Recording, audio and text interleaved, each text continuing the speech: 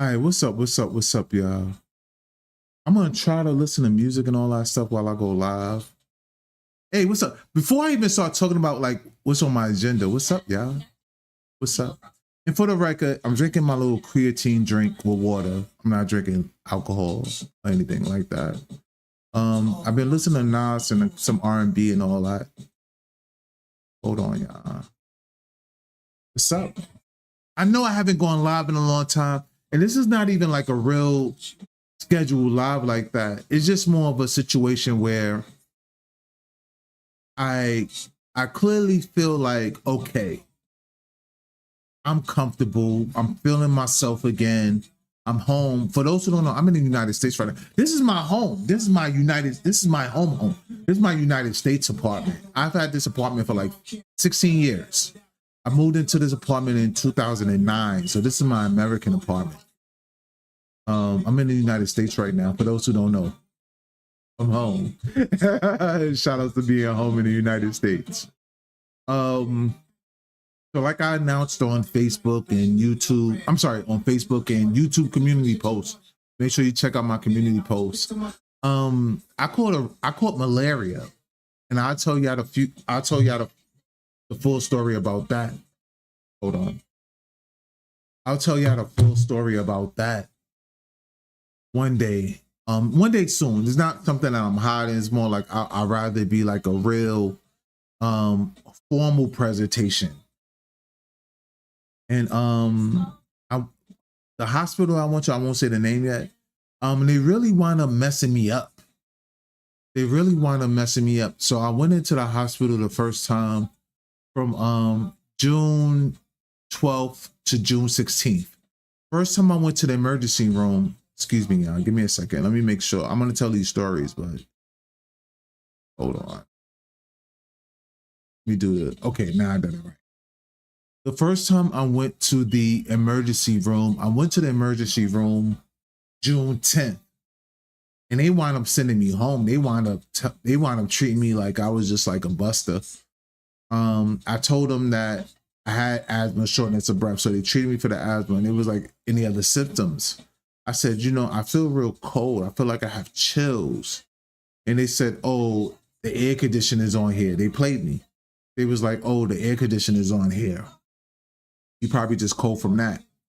And I told them, I've been feeling tired. Like I've been feeling like almost like I'm fatigued. And they was like, well, when you get home, when we send you home, drink some Gatorade. Like they really played me. So then the next step, what happened was June 12th. That's when I had a real fever, and I called the ambulance this time. What I learned in the United States is if you're sick, it's better to actually call the ambulance rather than doing walk-in in the emergency room.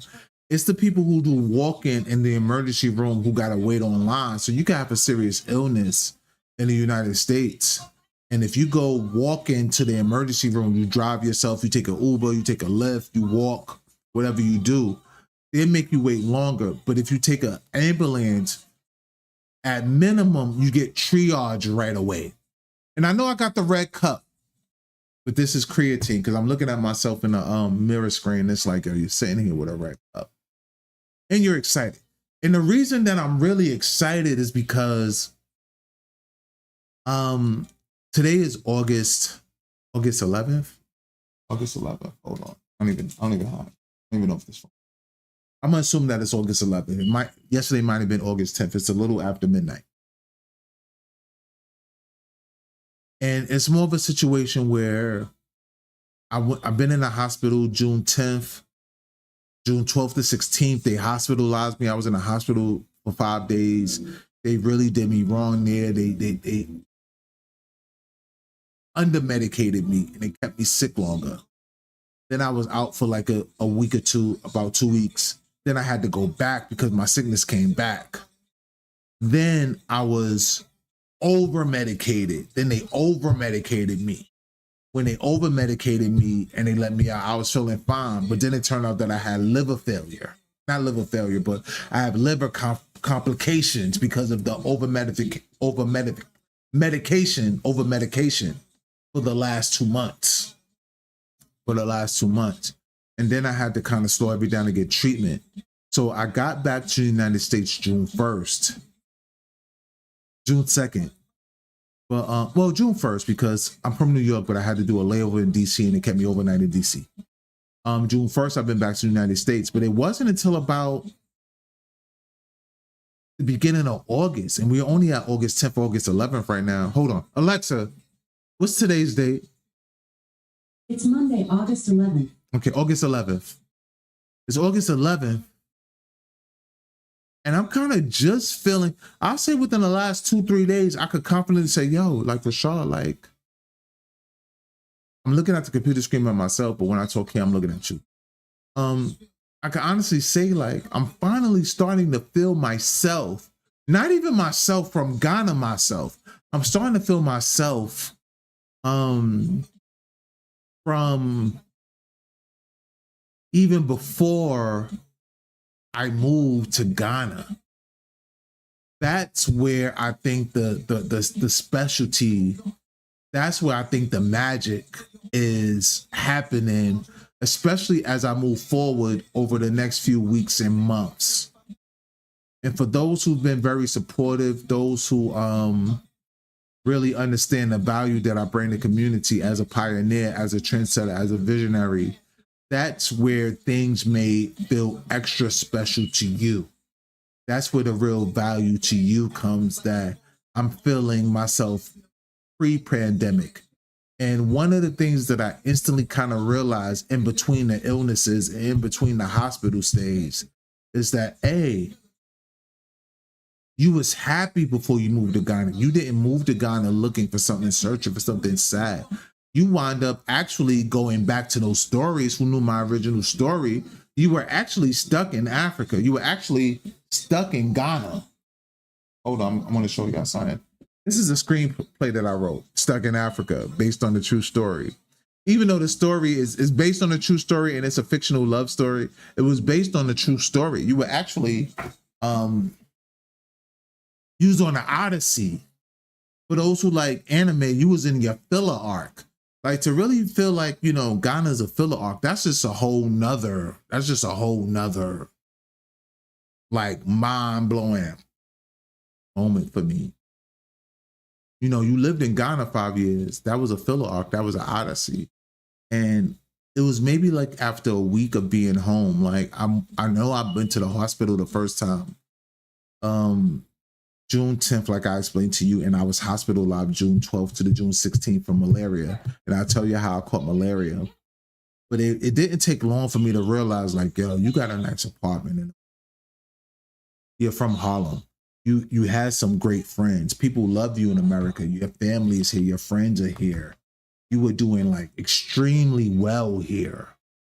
You just happened, your life flow was just so ill. You just happened to be in Ghana when the pandemic broke out. And then you was like, yo, I built some good relations here. I'm that dude. I might as well just chill here through the pandemic. And you wind up staying there 5 years. We on autopilot, no captain behind the wheel. Like, autopilot was like, nah, just chill in Ghana. We have some blessings for you here. Get this out the way. And that's not anything to say like, oh yeah, no. You won't be back in Ghana. You won't ever go to Ghana again.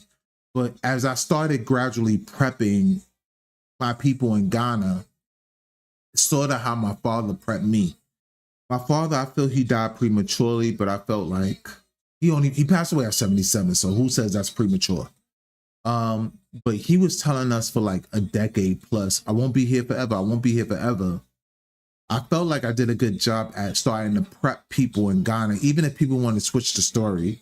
Oh, I'm going back to the United States and I'm gonna be there 6 months to a year. I'll probably be in the United States for 1 year, 2 years, 1 year. I'll say 1 year. I'll say by this time next year, by August 2026, I'll be able to see the way forward. And people close to me, I've been prepping them when I was going to leave. I've been telling people since December, I'll go home for 6 months to a year. And people are like, that's a long time. I'm like, yeah, that's a long time, but I've been here 5 years. I'll talk more about those stories too. This is 1 or 2 studio setups that I have. So for those who want to know, these are 1 or 2 studio setups that I have. This is my creatine and water, y'all. This is 1 or 2 studio setups that I have. So what I'll be doing is I'll be making sure that I tell y'all more about some of the things that I'll be doing. Hold on, y'all. You make excuses. So I'm definitely very happy to be home. I'm definitely very happy to be home. Where I come, one goes to the grave, one goes to the cage. Moments you can't relive. So I look at Ghana as more of my Odyssey journey. My Odyssey journey. So I prep people well. Now people gonna flip story. People always want to gossip. People always want to change things and say this, say that.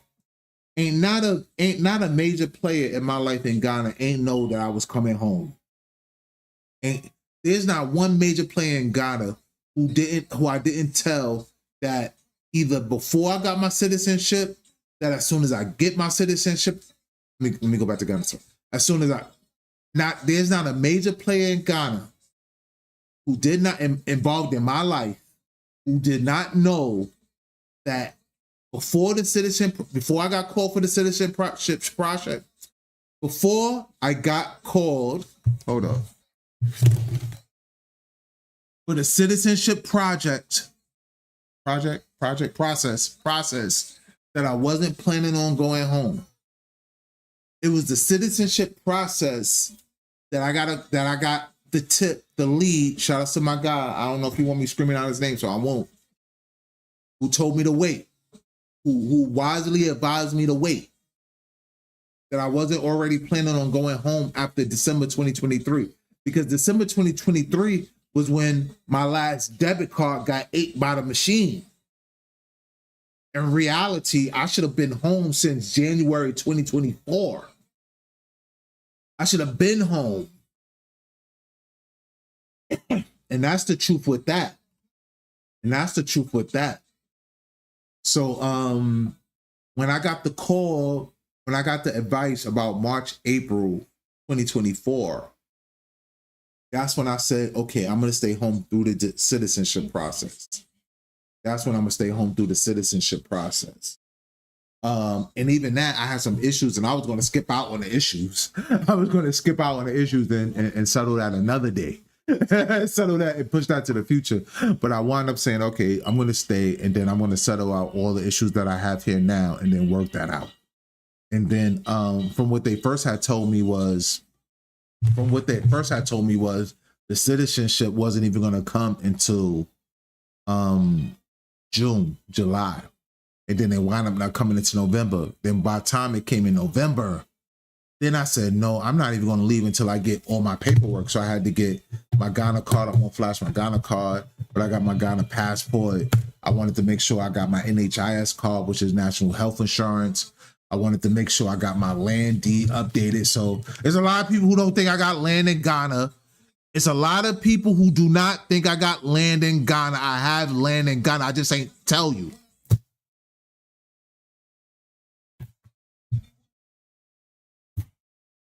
Domino. Stop. But I just ain't tell people. So I want to make sure that my land got updated from. There's a lot of people who have citizenship who have stuff longer than me, and they still walking around with 50 years citizenship. I'm sorry, 50 years land insurance. They're gonna try to snatch your land after you build it up while you're still alive. And a lot of y'all, they're gonna try to snatch your land from your grandchildren, from your children. And that's another conversation I'm about to have about Ghana. I have positive things.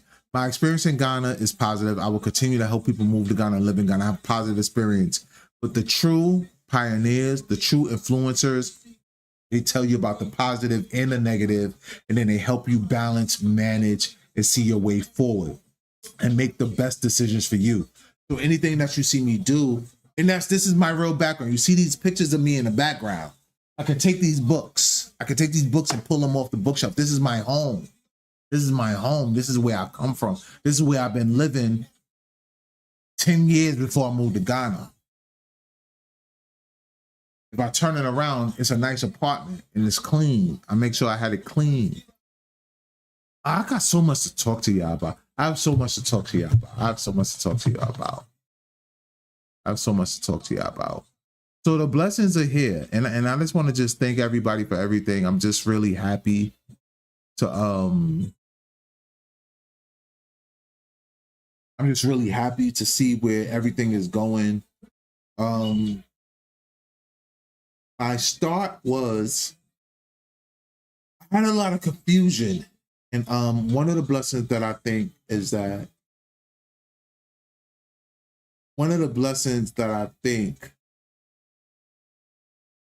that God got a lot of my distractions out of the way early.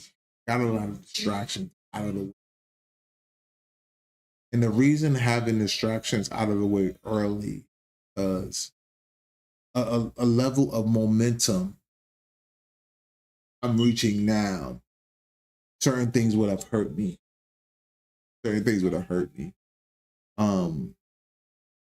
I dream a lot. I vision a lot. Sometimes some of these dreams, some of these visions are actually fantasy. And not everything is going to go your way. And I thank God that I've been blessed to, in essence, how do I say it properly? I thank God that I've been blessed to have a lot of my dreams come true, but at the same time, my disappointments haven't been totally crippling. I think that's special too. These are ideas that I'm still kind of turning, developing in my mind. These are things that I'm kind of turning, developing in my mind. And I'm happy about that. There's not really many people in the room, if anybody at all, but I do want to kind of check to see if anybody have any questions. Just let me know, man. Like I said, I decided under normal circumstances I'll probably be live 6 hours earlier, but I just felt like, oh man, there's nobody in the room right now, but I just felt like, oh man, I feel good. There's really no excuses. There's really no excuses now. My prep is ready. It may be certain things in the future. Is my screen really tilted? I have some commercials I need to shoot. I have some ads I need to shoot.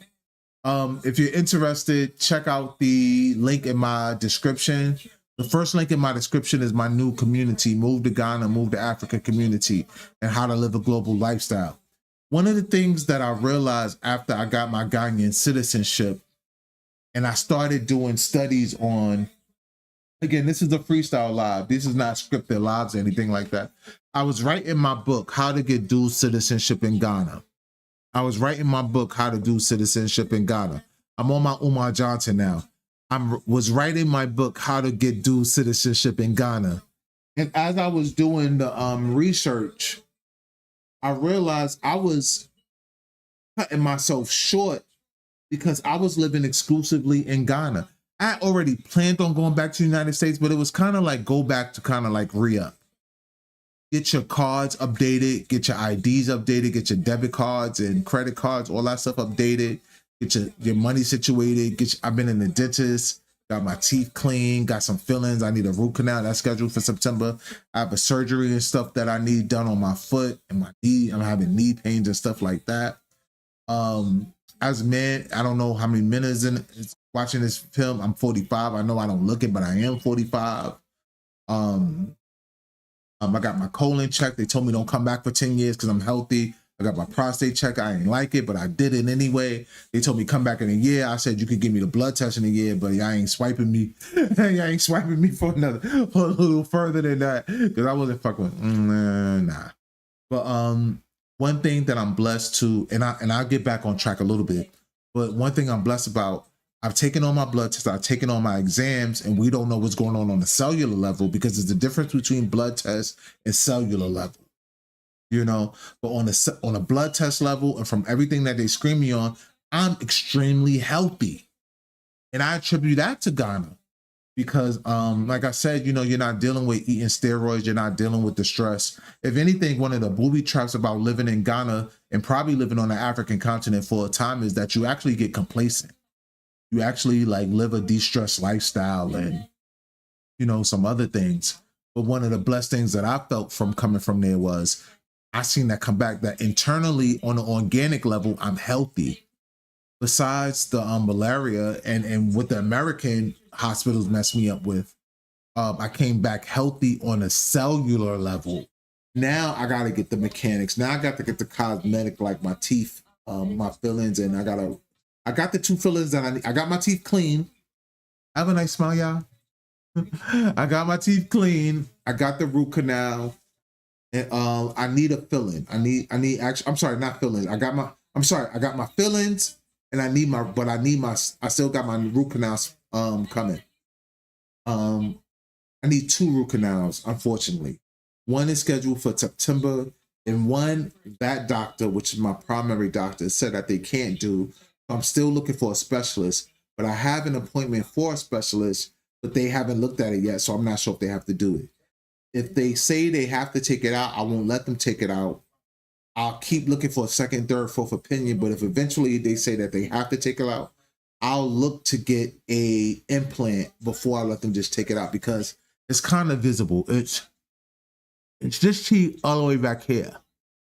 So yeah, you might not be able to see it if I talk here, but if we're in person and you all in my mouth, you could probably see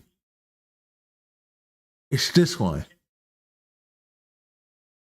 So if I'm doing live, you probably wouldn't be able to see if they need to take it out. But I feel like if somebody's intimate, like as close as like the camera is to me, I feel like you'll be able to look at my mouth and see it. And I don't even want to perpetrate like that. So if the root canal don't work, I'll probably wait until I could get an implant. I'll probably wait till I could get an implant before I worry about taking it out. But I want to get the root canal done first. So I need 2 root canals. One is scheduled for September, and I'm supposed to see a specialist September 8th to see if they could take the other one out. I have to have a foot surgery that I was supposed to have back in 2003. Yes, I said that correctly. Got hurt in a basketball tournament in 2003, and they just threw a boot on my foot. And then I was supposed to have this surgery again around 2014, 15, 16. Around, I say 15, 16 in that area. And I decided not to do it. And then now I finally gone ahead and said I would do it. I think that turned out to be a blessing, because the doctor, the surgeon who I'm supposed to be seeing, he has a great reputation. When people told me that was going to be, when the nurses and the RNs and the resident doctors told me that's the doctor that I was supposed to do my surgery, they was like, oh, he's a great doctor. I was like, yeah, all right, whatever. And then when I got the MRI and they was asking me what hospital I was at, I was like, well, I don't know what hospital I'm at, but I know this is the clinic that I'm going to, or the doctor's office I'm going to. They was like, oh, that doctor? Oh, he's great. I heard great things about him. And then anytime I have to mention it during any of my appointments, his name come up, is glowing reviews. And when I met him, I was like, excuse me, doctor, but your reputation precedes you. And the white guy, he started blushing and all that. So blessings to him. Blessings that the day I have to have my foot surgery, which will be late September, early October, that God be on his hands. The universe has it that it's a blessing for my foot. Because even 11 years ago, when I was going to have the surgery the first time, they was just talking about removing the calcified tendon in my foot. Pretty much, I tore my PT tendon, patella tibia tendon. It's in the foot, not the knee. And they said that something healed wrong, and then it calcified. They were just talking about taking it out. But this surgeon right here was talking about doing a full reconstruction on my foot, including giving me an arch. I've always been flat-footed terribly on my right foot. So now I kind of feel like, oh, the universe, God had me wait till now, and it's really going to be done correctly. Because I believe that I'm going to live a long time, y'all, man. Like, and as I talk to some well-off elders who are financially doing well and could take care of themselves, when I was saying like, yo, we got people living to 70, 80 regularly and healthy, he was like, man, I see people in their 90s, 100. So me being 45 in 2025, life expectancy in 2050 will be 87 years old. I've been reading articles from Stanford University. They're saying that they believe people are going to live to 200 right now. These people alive, that's going to be 200. Why I boost 80s and happy, 90s and happy to now. I'm thinking 120. I'm seeing 120. And this generation, Gen Z, healthy living, and God forbid, not car accidents, plane crashes, gunshots, whatever. I'm eventually going to stop saying that. So understand that now for me. I don't see why I can't see 120. 120 might be young by the time I'm 70, 80. By the time I'm 70, 80, people probably going to be living 105 where if I die at 90, that's young. So why can't I see 120? I'm starting to think, that's how I'm starting to think. And I wrote about the things when I talk about the Stanford University professor, I wrote about it in this book, Repatriation Tips and Strategies for Moving to the African Continent. I'm winning, y'all. I'm fly, y'all. I'm blessed, y'all. I don't know. I came back to the United States. One thing I say about living in Ghana, it could give you a false, what's the word? It could give you false inflation of self-esteem. It could give you a false impression of your self-esteem because you're living with your advantages. And now being back in the United States, I kind of understand how Africans and Ghanaians kind of feel like if it wasn't for money, I wouldn't be all that. That's how they kind of feel about us out there. Being back in the United States kind of remind me like, yeah, my dude, you really are that dude. It was one thing saying it because I used to have to say sometimes like, yo, I was winning before I moved to Ghana. I ain't come to Ghana like a lot, respectfully, like a lot of other Americans and come to Ghana and then blow up and have more women than they ever have more money than they ever have more attention than they ever have. And Africans is looking at you like, yo, they see the real you like, nah, you probably not all that in New York. It had to remind me like I was winning in Harlem. I was winning in New York. And I'm so thankful that my family and my friends, especially my friends, because family gonna love you regardless, but I'm so blessed and I'm so thankful that my friends in the United States love me and reminded me like, oh, we're happy you back. We see you paid your service to the motherland and you back and we're gonna hold you down. We're gonna take care of you, man. We can see that in terms of love and genuine connection, you was malnourished. And those are some of the conversations that I'm gonna have too. Oh man, I'm dropping gems here. It's probably nobody in here. It's probably, oh man. It's a blessing. I'm starting a community, click the link in the description. It's the very first link. It's a funnel that you're gonna go into where you get the free first chapter of my book, How to Get Dual Citizenship in Ghana. You get the free chapter, the first chapter of How to Get Dual Citizenship in Ghana. It's called Understanding Dual Citizenship. If you click at this moment, August 11th, 2025, if you click the link right now, you see the funnel that I did. I actually paid somebody to help improve that funnel and they told me they have it ready in the next 2 to 3 days. I already gave them one extension. So it's not professionally done. This is all me. This is all me just being my creative mind. Let me go back to see if anybody asked any questions, anybody say anything. Hey, oh, I'm here. Locked, how are you, King? I'm just kind of seeing that you was talking for the first time. I wasn't looking at the live chat, so I don't know if you're still here. Yeah, I'm here. Yeah, Locked, how are you? Yeah, I'm doing well. I'm happy. I feel myself again. I haven't felt this good maybe since 2023. 2023 is probably the last time that I actually felt this good. So Locked, if you're here, I'm just seeing your messages now. I'm just seeing you chatting now. I had the full screen on me. I was just basking in my own love. So blessings to that. So if you hear, I'll stay on the whatchamacallit for a little while. Sometimes I don't necessarily like reading the chats because then the outside influences come. I'd rather talk to myself and talk to the people who are watching and be in my own energy without the outside influence. Because as we've been hearing for years now, especially when it comes to younger people, elementary school, high school children, sometimes the validation that comes with social media, that comes with viewers, that comes with likes, comments, subscriptions, save. It's not really about how you feel about yourself. It's about how other people perceive you. And a lot of people are committing suicide, not living their best life, not understanding that they're actually a tribe out there that no one really knows about.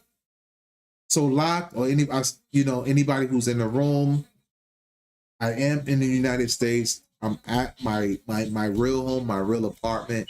I'm at my real home. I'm at my real apartment in Harlem. I had this apartment 16 years. This is my real library connection. This is my real library connections. I'm actually able to, excuse me. I'm actually, and this is creatine and water. This is not alcohol, but I actually get to hold the real books that I wrote in my hand. Like I actually have like three books in my hand. Like I'm playing spades. Like I'm playing spades. Like I'm like king me.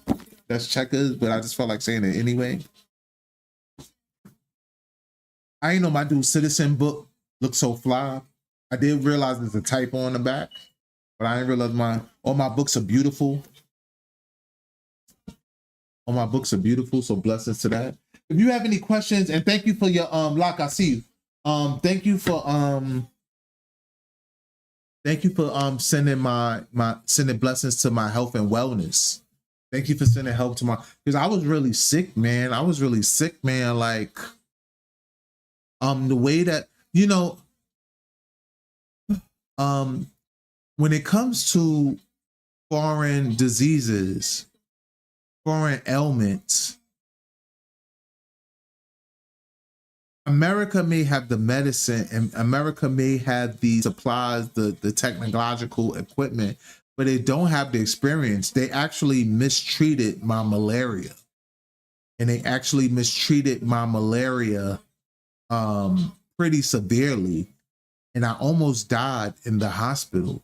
Like I was telling them like, yo, I have these migraine headaches. I'm not feeling better. It's not working. I feel bad. I feel terrible. And they was ignoring me like, oh, it's the malaria. Let the medicine take its course. And then it turned out they was under medicating me.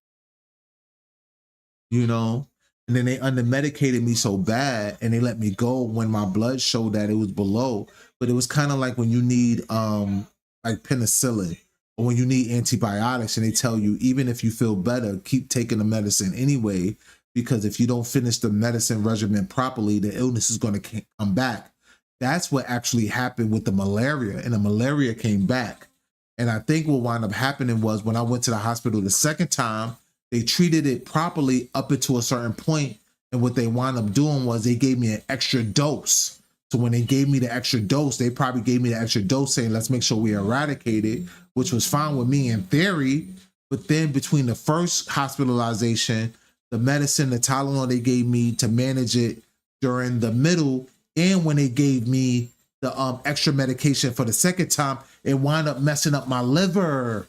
And then I had extremely high liver enzymes. And it turned out to be a whole lot of foolishness, man.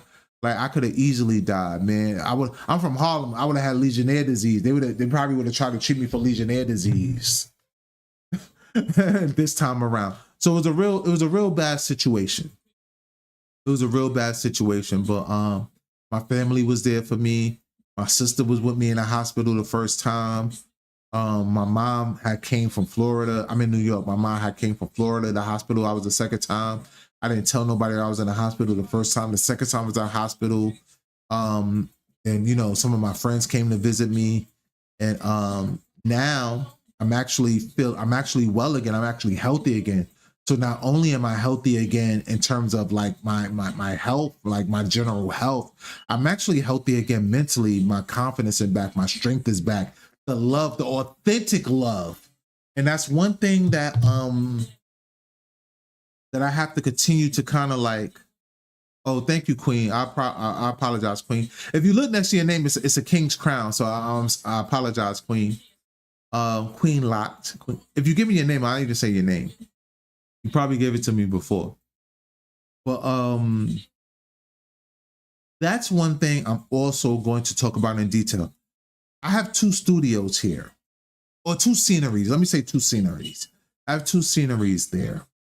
And Queen, please click the link in my description, and that's going to my group. This version is me. If you click now, you see what I did. In the future, if you click again in the future, like a week from now, you'll see what the professional web designer do. But one thing that I didn't realize until I started seeing my childhood friends, my real friends, was authentic love, non-transactional love. One of my good friends, when he heard I was in town, he came to visit me. He called me. He was like, "Oh, are you in the house?" I was like, "Yeah, I'm in the house." He was like, "Oh, I'm up the hill, come downstairs." I came downstairs and he looked me in the eyes. He was looking at me in the eyes and we had kind of eye contact. And I saw in his eyes general love and I shied away because it made me feel uncomfortable. And what I instantly realized, it was like, oh, you haven't felt no homo. I mean, pause, whatever. I'm from Harlem, but like you haven't felt from a male or anybody in general authentic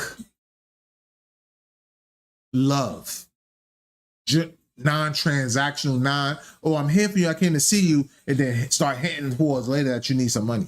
No, like genuine, authentic, I'm happy to see you. My brother's home. I'm happy to see my friend. I miss you. I love you.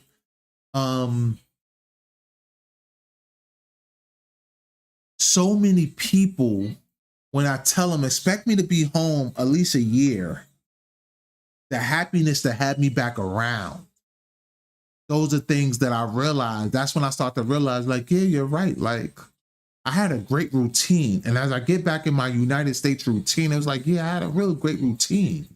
My routine was on point. A routine that I never really found in Ghana the way that I wanted to, because for me, I'm still developing these ideas. I'm still processing my emotions. We have to be real with these things. One of the things that I talk about, I'm gonna keep pulling out my books, but one of the things I talk about is like self-care is the best care. Repatriation. We have to process our emotions properly. We have to process our emotions properly. I'm on my Dr. Umar right now. We have to process our emotions properly. And I'm still, the devil is a liar. I have to process my emotions properly. That's something that I'm still doing. Like, one thing that I have to get to talk to it properly. There's something where, whether they want to admit it or not, Africans feel like if it wasn't for your money, you wouldn't be better than us. I'm saying that from their point of view. I'm not saying that we are better. I'll let the FBA. I'm FBA, but I'll let the FBA advocates tackle that one. They openly have if it wasn't for money, you wouldn't be better than us. And they constantly have even if you say something innocently, you're not. The first thing they do when they get mad at you is, oh, you think you're better than somebody. And even here, I met an African that I started taking a fawn to. It was a lady, I'll be honest with you. And then the first time she got mad at me, I was telling her a story about somebody at the Chinese store and something nice that I said to them. And she was like, oh, you only said that just to show that, just so you can kind of prove to them that you're better than them. And I was like, oh, I didn't say that to the Chinese people that was working at the Chinese store to prove to them that I'm better than them. I've known these three workers for over a decade. They're happy to see me back. What do you mean? I said that to them to show that I was better than them. That's your African and mental inferiority. Like I said, the first time they get mad at you, the first time any African get mad, I'm gonna say African because I heard it in other countries. The first time any African get mad at you, one of the first things they're gonna say is, you think you're better than somebody. It may not, it'll come in some form of that word. It'll come in some form of that. Oh, you think you're better. You could be the most humblest person in the world. And the instant they get mad at you, they're gonna be like, oh, you think you're better. Oh, thank you. I'm blessed and thank you. That I said, look, I'm home. I got real healing, right? I got another level of healing. So I've always believed that each country in the African continent, and each place that you go, it has different healings and different blessings and different rewards. Coming home in Ghana, I was malnourished in love, authentic love. In Ghana, I was malnourished in authentic love. I've got a lot of praise. I've got a lot of recognition. I was able to be de-stressed. I was able to have a lot of freedom. Unfortunately, I lacked authentic love. I got a lot of transactional love. I got a lot of synthetic love. I got a lot of synthetic love.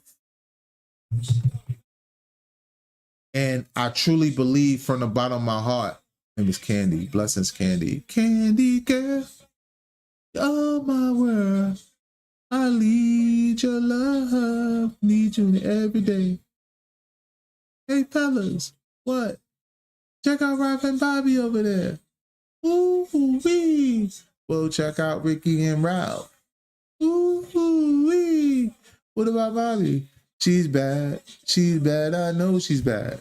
Right? I give you a special shout out. But back to what I was saying. Being back in the United States, I was able to receive a authentic love. Authentic love. It's actually being good around people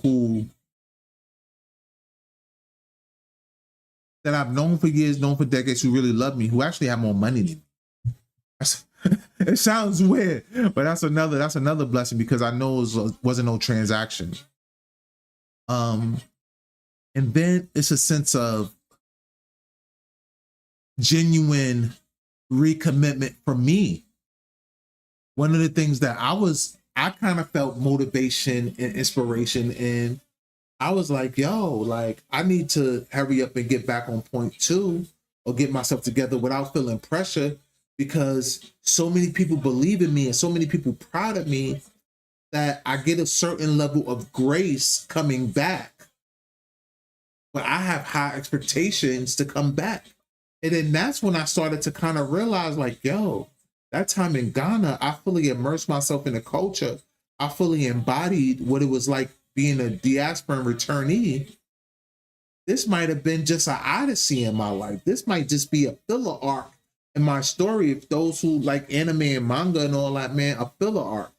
For those who are who like literature, who just, you know, have a deeper level of vocabulary, this was like an odyssey. An odyssey would be considered like a 5-10 year voyage full of adventures and stories amongst someone's life. This was an odyssey experience for me. How many people in this industrialized world actually get an odyssey, actually get a filler arc? Are you familiar with the term the Odyssey? Remember Homer the Odyssey? Candy, I'm talking to you. Are you familiar with the term Odyssey? Are you familiar with the term filler arc? Any of those?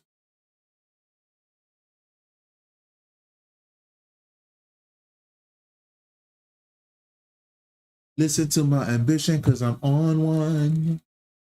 Swinging for the feelings on a home run. Can't remember what I said pause about, but I'm from Harlem, so pause is in my natural vocabulary. I said no homo. I said pause to one of my LGBTQ neighbors just the other day. You gotta keep. You could be one. That's one thing that I kind of realized when I was back in Harlem too, in New York too. I am in a sanctuary city. I am in a section. I have a lot of I may see a therapist, because I have a lot of emotions that I want to process. I really do have a lot of emotions I want to process. Even if I don't need a therapist, I'm gonna need to continue to lean on my friends. I'm gonna continue to need to lean on my friends to help me kind of understand things. At least with a therapist, that person will be like paid. Love is priceless. Love is priceless. I've been leaning on love. You know, I've been home for about 10 weeks now. Unfortunately for me, I've been sick about 7 of those weeks. But now I'm probably about 2 weeks into, I'm probably about 10 to 2 weeks in of feeling like healthy and comfortable and feeling fine. But one of the thing was I realized in my first week, like, oh, I left a dope life. I was living a great life before I moved to Ghana. And if you remember my story from 2020, I just happened to be in Ghana when the pandemic broke out, and I decided to stay because I was maneuvering right. I had myself in a position. I was living so focused and so blessed and so well that I was able to just say, yo, I'll stay in this foreign country during my leave. And I lost sight of that. I lost track of that. I started, how do I say it? I started focusing on self-healing so much that I kind of pinpointed my pain points. I started focusing on the places that I needed healing, the places that I needed salvation from, that I actually wound up losing track of the blessings that I was living under. I'm such a blessed man. I'm such a focused man. I'm a great man. Wow. And I lost that self. I lost that in myself. And that's why that's why I finally feel like I'm back in position to really help y'all.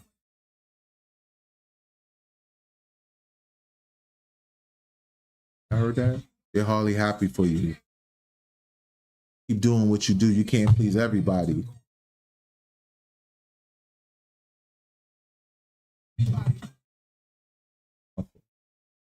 Hold on, y'all. Hold on. Listen to this. Listen to what he said. Especially those diasporan communities in Ghana. On my song of fire beats, and after that it took off like fire. They hardly happy for you. Keep doing what you do, you can't please everybody.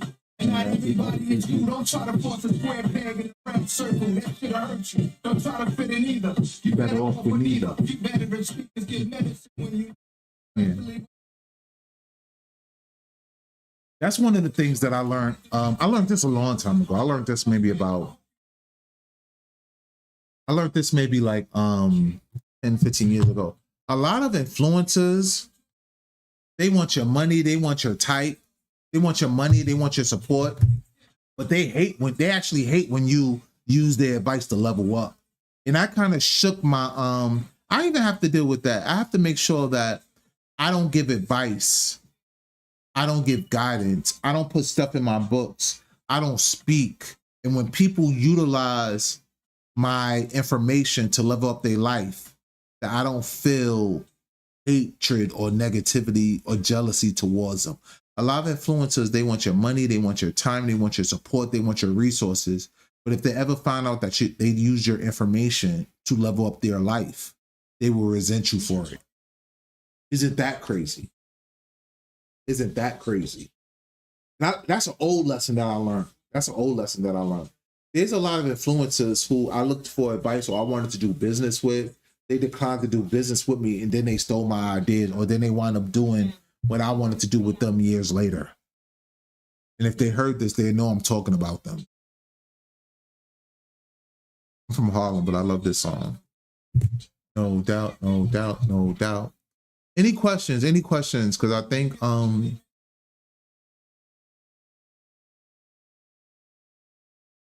story told fast. Any questions? Any stories? How's my microphone? How's my microphone? How's my connections? Any questions? Do I sound clear? I don't know, unless I could turn this into a night live stream. Maybe I will try to turn this into a night live stream, but I worry that if I turn this into a night live stream, I'll be alienating the East Coast. I'm from New York. I'll be alienating the East Coast. That's what I worry about. In Ghana, people probably just waking up, probably 6 a.m. and they probably like, oh, Nana Coco Jufo's online.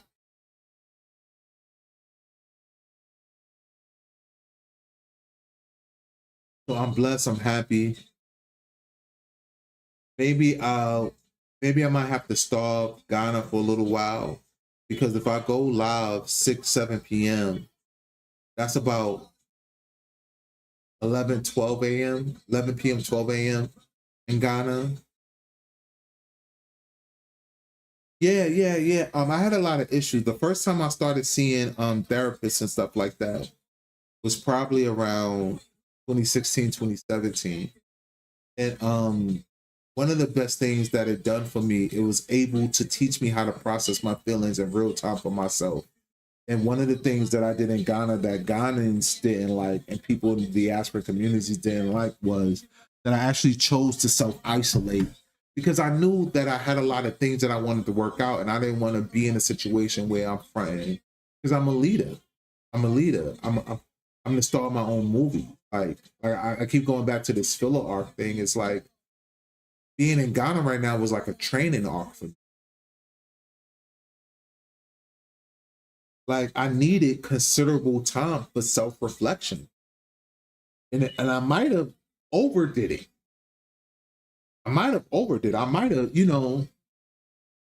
stayed away too long because I'm still, I don't want to say I'm still, a lot of people was playing chess and I didn't even know we was playing games. I was just going off vibe. I was just going off spirituality. I wasn't even like a lot of times you're gonna find people plotting on you and you just surfing. And sometimes you get tripped up and you don't realize until months and years later that night it was people was tripping you up. You didn't even know that people was trying to set you up.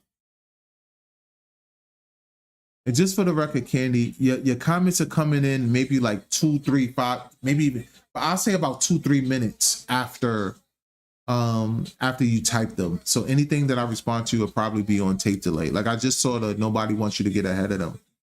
And that's human nature. But then like nobody wants you to get ahead of them. And that's something that one of my mentors, advisors teach you. Like nobody wants you to get ahead of them. And then you got to then consider how many losers they are in the world. There's more losers than winners.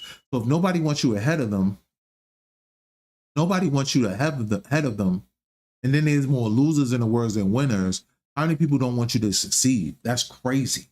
That's crazy. Am I going to settle down soon? I don't know. I think I'm ready emotionally. I think I'm ready to settle down, but at the same time, I'm ready emotionally to settle down. Ready emotionally.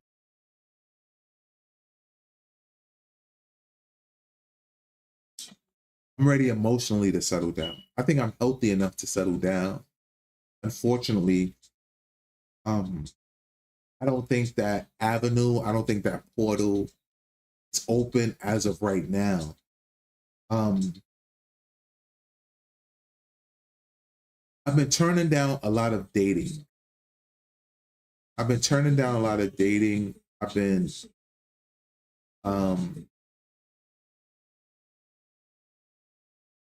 doing well. Let's put it that way. I'm still trying to figure out what's best for me.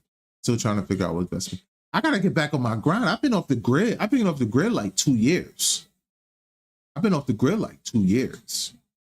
feel like I haven't really done anything constructive since 2023. And even during that time, I kind of been not living at my fullest potential. Even at my time in Ghana, like I've been on an odyssey. I just been bobbing off me, let alone when I'm really inspired and motivated. I have to have foot surgery in October, and I wonder what that's going to do in terms of my immediate momentum. But I feel like I'm about to hit this next. I don't feel like, oh, you back in America. Oh, as soon as you got back, you ready to take off. I feel like I've been gradually preparing for this for well over a year. Especially in the American point of view. From the American point of view, where it's a constant need for constant content, constant need for, how do I say it? A constant need to be productive, a constant need to give people what they want, versus Ghana, not even versus, in alignment with Ghana, to where it's hard to have sustainable success, sustainable income, cash flow. You have to constantly stay on. In Ghana, you have to constantly stay on your grind to survive. In the United States, you have to constantly stay on your grind to be relevant. I think that people kind of resented me that I felt the need for self-care, to where I was like, yeah, I could take a year or two off to just focus on myself.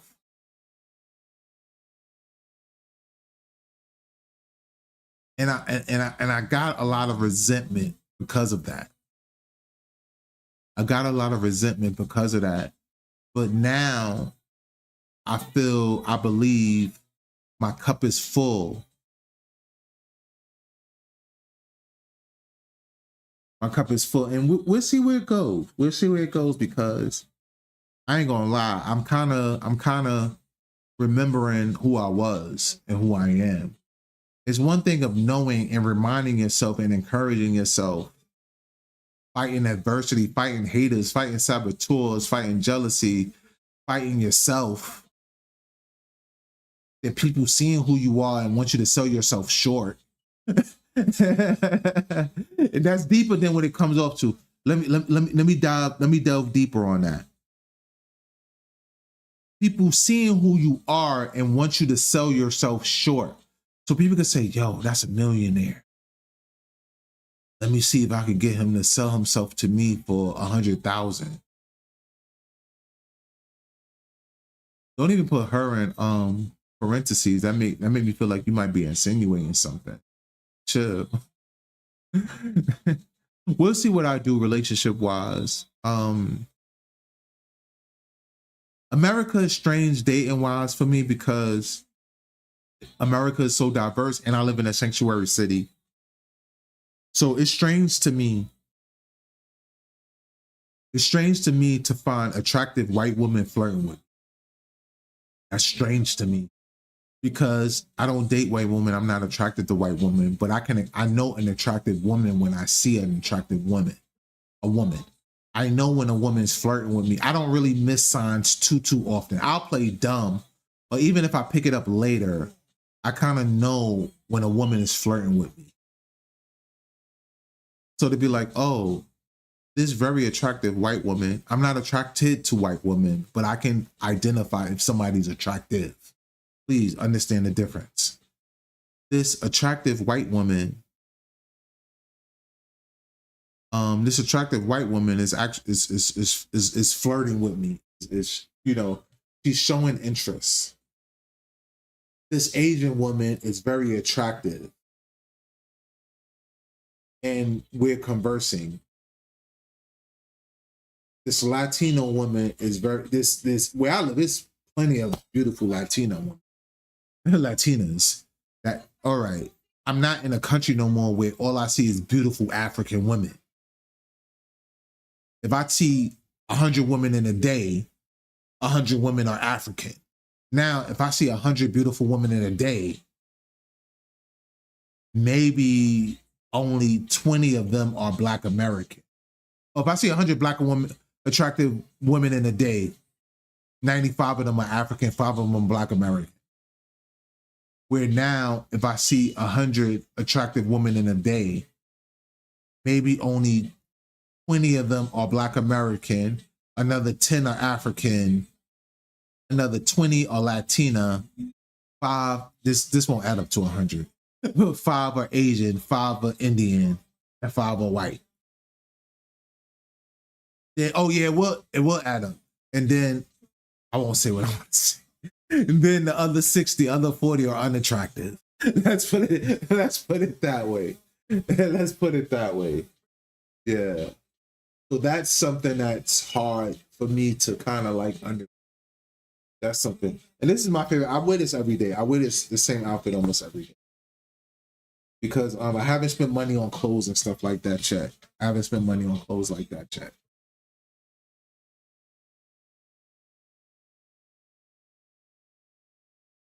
So these are things that I'm trying to kind of get myself together with.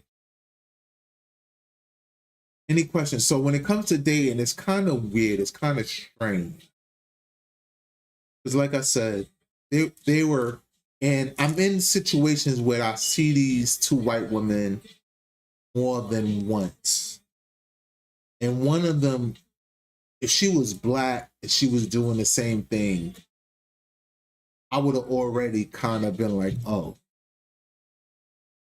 But the fact that she's of European descent, I'm kind of like, oh, that's an attractive white woman, but I don't date white women.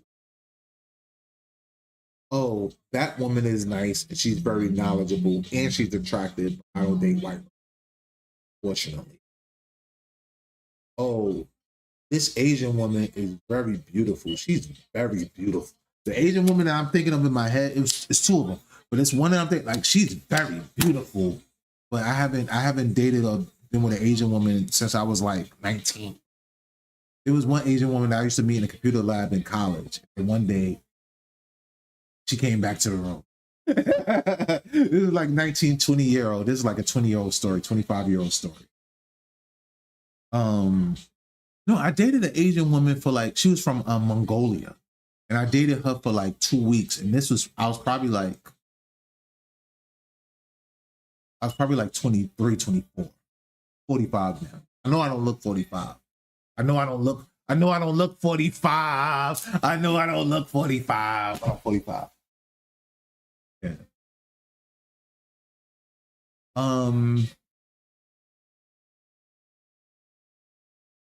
I don't think I have any interactions with any Latinas since I've been home. You got to understand, for the last 5 years, I've just been seeing straight Ghanaian and American women. And any American women who know me in Ghana, I haven't dated any American women. Only dated Ghanaians. I haven't dated American women or Caribbean women in about, since since then. Yeah, it's been well over a decade. It's been well over a decade. Any questions, any comments? When you ask a question or you make a comment, I probably don't see it for like 2-3 hours. 2-3 minutes. I got my Nas playlist. I was listening to my Nas playlist. I think I want to go to my R&B playlist. So ask any questions. I'm gonna go. I want to get some water. I've been drinking my little creatine and stuff like that, but I want to get some fresh water. And I'll be back. I have a towel on, so don't laugh at me. Coming right back.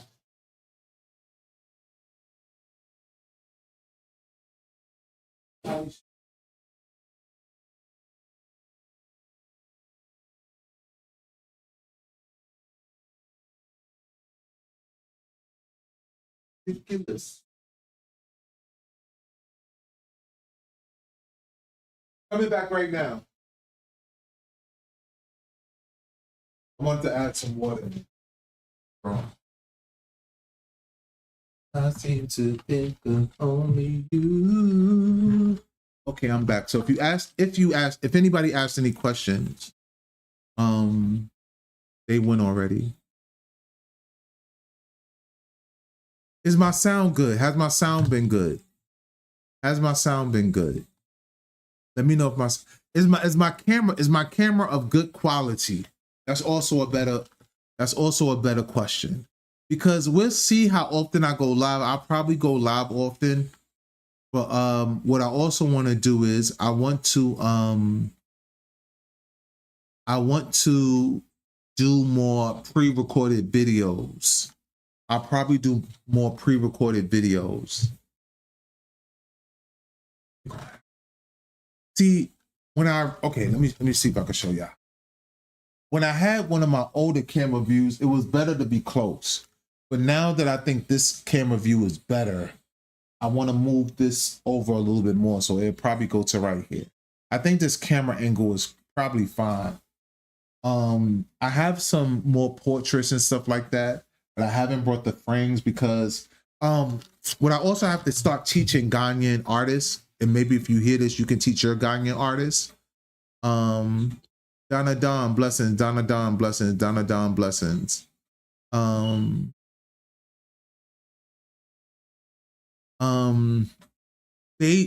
they have their portraits, they just paint the portraits. They're not thinking about sizes. They're not thinking about frame sizes. They're not saying these are the standard frame sizes when you take this home. So what I'm gonna do is I'm gonna start calling my contacts at Labadi Beach, and I'm gonna start telling them, like, you need to do your painters and things at this size. you're gonna need to start doing your paintings this side, because when people take your paintings back to America, you have to spend extra money customizing the frames to their pictures. Sincere Supreme, can you talk a little more about the best areas to live in Accra for expats? Candy, thank you, Queen Blessings. Candy, thank you, Queen Blessings. Candy, please click the link in my description. That's my new online community. Join the waiting list and you get a free copy of, anybody who's listening now. If you click the link in my description, you get a free copy of the first chapter of my book, How to Get Dual Citizenship in Ghana. It's the special chapter called Understanding Dual Citizenship. I really believe it's the most important chapter in this whole book, because a lot of people don't understand how to get dual citizenship. So click the link in my description. You will enter your email, enter your name, your email, and you'll be able to download How to Get Dual Citizenship in Ghana, the first chapter of this book, Understanding Dual Citizenship, and you'll be able to get on my newsletter and my email list when I officially start blasting things, which will be anytime soon because I am here. So Candy, take care. Sincere, what's up? Donna Don, what's up? How are you? How are you? How are you? The best areas to live in Accra for expats. The best area to ever live in Ghana is the area that you can afford, because some places, you know, they charge as much as New York City rent. Some places charge you as much as $3,000, $5,000 a month in rent. There's places that you can do like East Legon. East Legon is the safest, but some people actually believe that's the richest place to live in Ghana. So if you have $5,000 a month, $7,000 a month, you can try certain places in East Legon. Maybe you could get lucky and find something like $2,000, $3,000 a month. Especially if you have a great connection, somebody who can really help you find a good place and help you disguise your nationality. Because one thing I learned about having dual citizenship in Ghana, just because you have dual citizenship doesn't mean that they won't see you as American and won't charge you American prices. You can try Tema. Tema's a good place. You can try to find a place in La. Some of these places, they may not be as expat, Black American friendly, but Ghana is a safe country in general. So you really have to never have to worry about getting robbed. You just have to worry about being overcharged, where you might wind up paying, I'm gonna use American dollars, you might wind up paying $1,000, $1,500 a month, and you find out your next door neighbor got the same place as you because they're Ghanaian, they only paying $300 a month. You gotta watch out for those things. You gotta watch out for things like people may be even resenting you almost. They may even resent you a little bit because you driving the price up, especially when too many Americans live in the same place. So when you talk about best places to live in Accra for expats, I would suggest that you try East Legon. I would recommend that you try Labadi Beach area. Osu is a good area to try. North Legon, it's a lot of Nigerians in North Legon. So sometimes the prices could be a little more steep because a lot of Nigerians live in North Legon. So those are some areas that you might want to try. Cantonments is a nice place to try. You might want to try Eastern region if you want a little cheaper, but you just have to drive into the city. You might want to try Kaswa. Some places in Kaswa, you may have to worry about flooding, whether it's Weja, but Kaswa is a little busy and you might have to deal with a little bit of traffic. So it really just depends on your budget. So I could recommend areas, but ultimately it depends on your budget. Yeah, anybody have any questions, check me out. I'm going to be going live regularly. I guess this is my first official live, even though I don't have a real format to do. I don't have a real format. If you enjoying the information, if you feel like this is helpful, feel free to send a donation. I'm on my Omar Johnson right now. Whether it's Zelle, whether it's Chime. I didn't know till I got back to the United States how fly Chime was. I like Chime, CHIME. Or Cash App, Africa Cross Culture. If I'm helpful and you want to send a donation, just, you know, for me, I probably reinvest it into the business. Africa, like the continent Africa, cross, like Jesus on a cross, culture, like culture, language, religion. Africa Cross Culture, whether it's Chime, whether it's Cash App, whether it's Zelle, whether it's Venmo. And if it is Zelle, I believe, you will have to do my email address, rashad.mccrorey2@gmail.com, link in the description. But if you have any questions, I'm answering these questions for free. So if I say give a donation, that's completely optional. I'm answering questions for free. Please join my community by clicking the link in the profile. It's under construction. If you click the link and you sign up, that's my funnel. That's the way I did it. But I recently paid, just like 2 days ago, I paid a professional to kind of revamp it for me and do it professional. I like doing stuff myself. I feel like it keeps my mind young. And again, if you ask any questions or you make any comments, I probably don't get them for another minute 30, 2 minutes, maybe even 3 minutes to after you send them.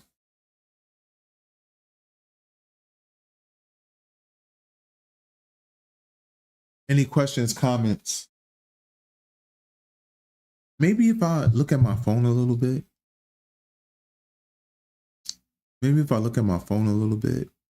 It'll, thank you. I'm glad I'm able to give you good information. That's my caller.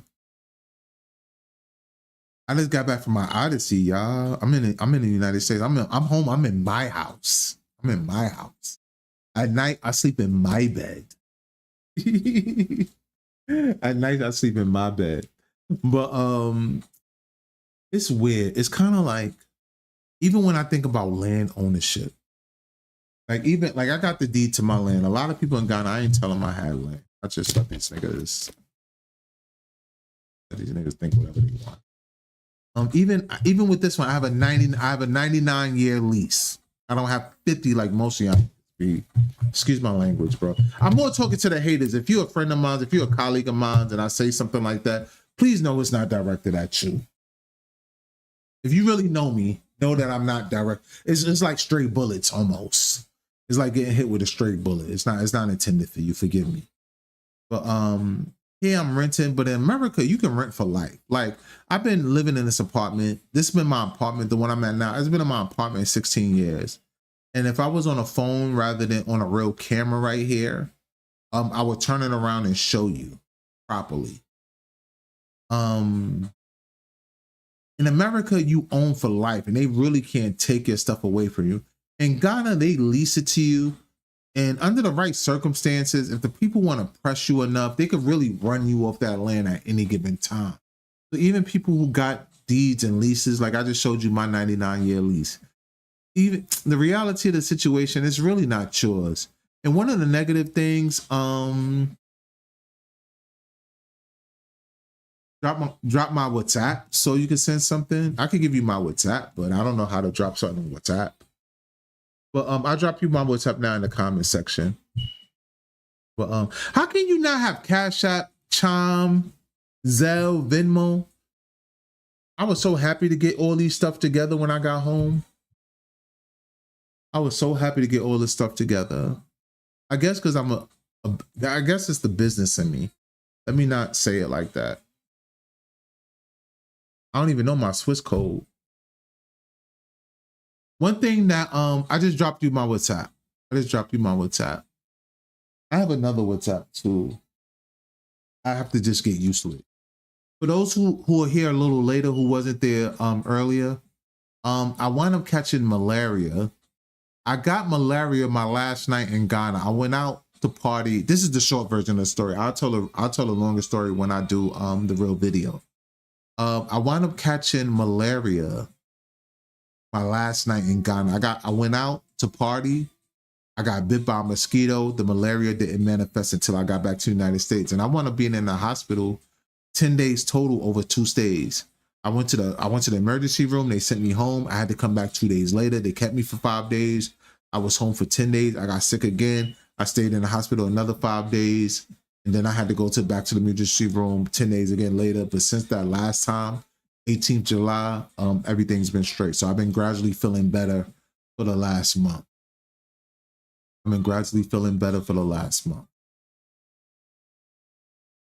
Any questions, y'all? Any questions? I'm here to answer questions. I'm here to talk and answer questions. Because as I've been getting myself better together and I've been getting back into my American lifestyle and my American routine, I've been getting back to my American lifestyle, my American routine. It kind of started reminding me how happy and how good my life was once I was going through my divorce and I was in and out of family court. And I remember now how I used to always say, outside of family court, I'm living a good life. Outside of the stress and the depression of going through I'm gonna stop saying divorce, but a deep, intense, and hurtful separation, my life outside of that was good. 2019 was one of the weirdest years of my life because, and I have to, I kind of chalk it up to the way God moves and balance and scales. I'm a Scorpio, but I'm gonna spark up some Libra energy. My father passed away in 2019. My closest friend in Ghana up until that point, he betrayed me and really tried to sabotage my business. I went through a real ugly divorce, separation. I don't even know if I'm divorced or separated. But I may be legally married. That's what I found out that was surprising to me. I knew I was served divorce papers and I knew I just blew that shit. Now once I got back, I found I'm kind of under a situation where it's like, yo, it might not have ever went through. So that's a whole nother situation that I talk about. And I'm fine with it either way in terms of if I'm not divorced, I'm fine. If I am divorced, I have to be fine because I've been operating the last handful of years thinking that I was divorced. So, and I just was like, I had to do a Zoom call in July about that. So I'm like, yeah, and I'm back. So I just assumed things. So shout outs to my ex, because part of the learning process is kind of understanding the errors that you've made. And everybody may not forgive you, but when God, the universe, understands the mistakes that you made, understand that you've grown as an individual and you're able to identify the mistakes that you made, and you look to be a better person from it. Not like a lot of people, there's different, I'm freestyling. So these are things that I have to do more self-reflection on. And not only self-reflection, these are things that I have to really be able to speak about. These are things that I really have to speak about in a, how do I say it, a more formatted and more well thought out formula. But there's people who believe that karma comes back no matter what. I'm somebody who understands if you're authentically remorseful, and in addition to being authentically remorseful, you also go down the road of authentic self-improvement. Even if it comes back understanding that you've done the work. Or if it comes back and you're still punished because karma always comes back, you still get the reward of good karma, of understanding. I'm still formulating these ideas, y'all. A lot of times people act like we just come up with things off the top of our head. Sometimes we have to sit down, talk, study, think things out, understanding the rights and the wrongs and the middle grounds. If you get away with something, but you're genuinely remorseful and you genuinely put the work in to become a better person, or let's say somebody with mental illness does something wrong and they don't understand that they're doing something wrong, think passion crimes, you may receive punishments, but maybe your good karma is you don't really understand how severe the punishment is. You don't know what you miss out on. Or you understand what you miss out on, but you get rewarded for doing the work to get better. So like I said, these are ideas and these are things that I'm still trying to understand. I don't have too much resentment in my life. What I realize is that I can consciously and realistically say to myself, at every stage of my life, I've done the best that I can with what I was working with during that time. Going back to when I said I used to go to therapy, it was voluntarily. It was, I need help processing my emotions. I need help understanding what's going on, because I'm always catching myself in these situations, but I know that it's not me all the time. And then being able to understand, I think one of the best things that I ever learned, and I'm a little all over the place, but one of the best things that I ever learned in therapy was it's okay to be upset. It's okay to be angry. It's okay to be mad. Now, you have to have some sort of consciousness and responsibility not to take things to a certain degree. But at the same time, it's okay to be mad. It's okay to be upset. Yeah, you might have got screwed over. Yeah, you might have a right to be upset. And I actually have some notes of a lesson that I'm going to teach in the near future. I'm going to keep that for later.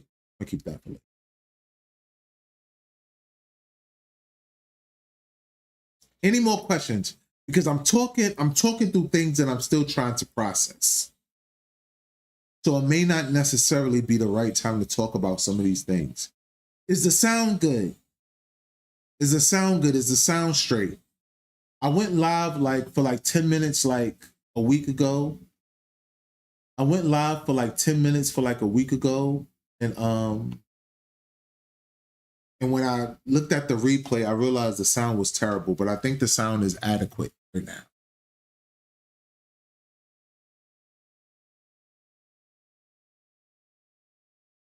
If anybody have any questions, just let me know. My phone is on the charger in another room. I have this phone with me, but it's not. This is my Ghana phone. My Ghana phone is not active in the United States. So I may be able to check some things out, but I have a whole new phone with a whole new app.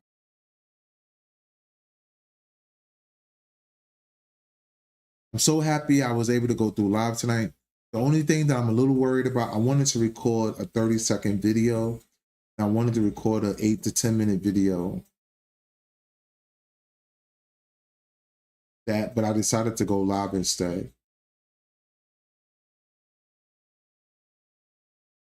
I haven't wrote my script, but I think in the top of my mind. Yeah, any questions, y'all? Any questions? Any comments? I think the first, I haven't wrote this down yet, but I think it's the 30-second ad. Yeah, it went from living in NYC to living in Accra. Now I lived in Cape Coast, Elmina. I didn't live in Accra. I haven't lived in Accra since 2020. I lived in Accra for 3 months. Then I lived in Abri. Then I lived in the Eastern region for 3 months. And then I wound up living in Elmina for 5 years. Forever, my. That's probably why Candy was talking about me finding a lady, a wife, because I've been listening to R&B. Please, Sincere, where are you from? Donna, where are you from?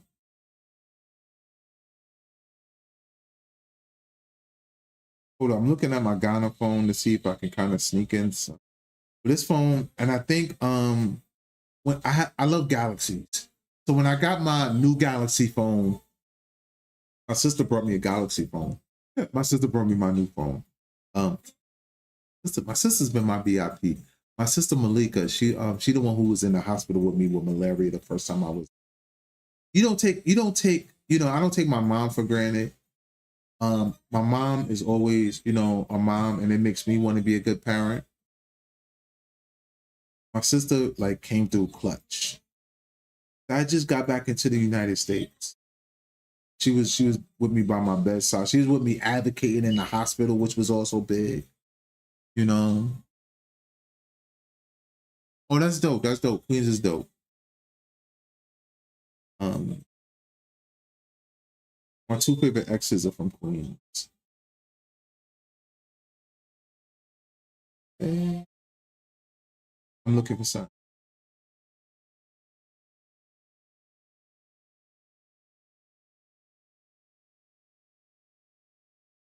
And you know, sometimes you can forget, especially in a transactional world, which for American Ghana is, even the African continent is.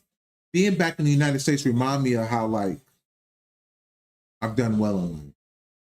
I've done well. I'm not rich, obviously. I'm not rich, but in terms of like spiritual wealth, social wealth, family wealth, I'm very wealthy. And now I have to add financial wealth. Now I have to add financial wealth. And then even when I had good financial wealth from 2016 to 2021, I would say,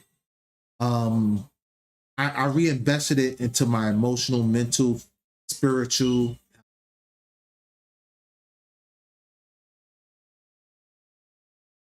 Yes, that's a very healthy budget to buy something, but even more important is cash flow. I would rather you have $50,000 in cash flow than 140,000 with nothing else coming in. Cash flow is what's going to sustain you.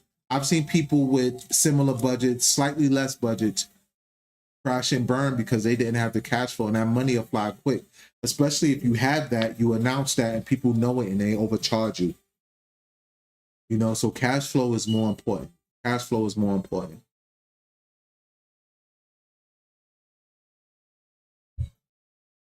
Cash flow is more important. Listen to old school Joe to see y'all. Forever, my lady. It's like a dream. I'm holding you close. I'm keeping you warm. If this is ecstasy. Forever, my lady. I'm gonna just go hood for a minute. Something hip hop, some rap just popped up on my timeline. I kind of want to fuck with it. Hey, when it comes to repatriation movement, I'm one of the realest people you ever meet, bro. Just straight up, unauthentically. A lot of these people, they be putting on a proper presentation. Oh, you're good. 3K a month. 3K a month. Check out this garage. Rapper styles used by me, my B.I.G.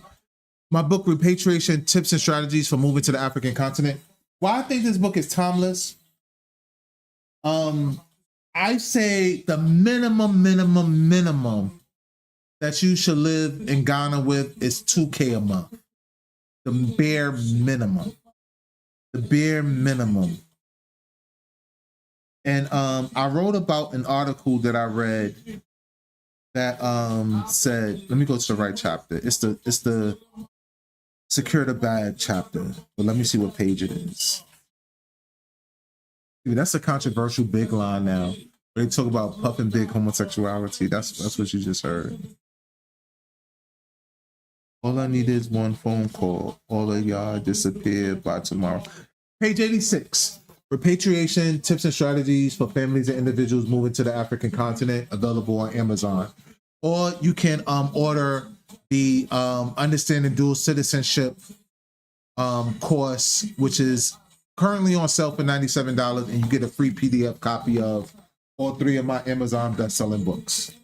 But what I'm about to talk to you about in this book, and I'll read out the book. I'll scan and read about the book. Why I think this book is timeless. When I wrote this book, the US dollar was, using the current exchange rate of 1 USD to 9.1 Ghana cedis. The Ghana cedi went all the way up to, or depreciated, but to 16.1 at one time. Now it's back to 10.5. When I wrote this book, it was 9.1. I have determined that a net worth of 154,000 American dollars is needed to live a comfortable life in Ghana, in Accra, Ghana. 154 American dollars net worth to live a comfortable life in Ghana. $374,000 to live wealthy in Ghana.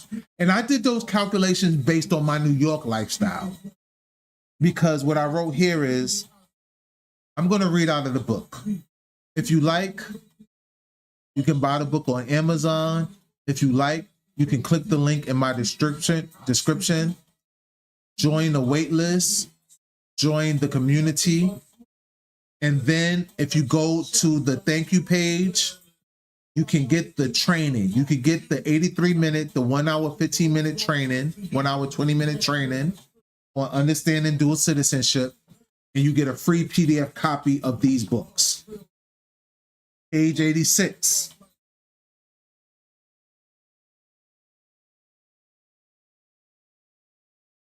According to a survey from Business Insider in 2022, the average net worth required for a comfortable lifestyle in New York City, you're living in Queens,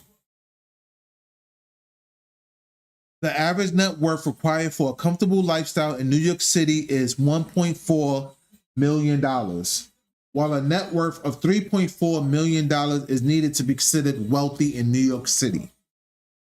My financial mentor also noted that in 2010, a net worth of $10 million is necessary to be financially free in the United States, as this number factors in the emergency protections such as medical and legal expenses.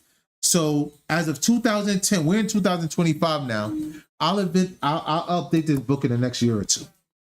It doesn't really need to be updated too much. You need an average net worth. You need at least $10 million. You need at least $10 million to be financially free in the United States. That's including unexpected medical expenses, which I had when I came back home, and legal expectations, which I have also. As a native New Yorker, I have determined the net worth necessary for a comfortable and wealthy lifestyle in Ghana based on my calculations. I'm reading out of my book, Repatriation Tips and Strategies for Moving to the African Continent. Using the current exchange rate of $1 to 9.1 Ghana cedis is currently 10.5, so that's the same thing. Hold on. And not considering cost of living adjustment for inflation, obviously it's inflation since 2022, I have determined that a net worth of at least $154,000 is needed for a comfortable life in Ghana. You have 140K. In savings, not net worth, in savings, meaning when you spend it, it's gone.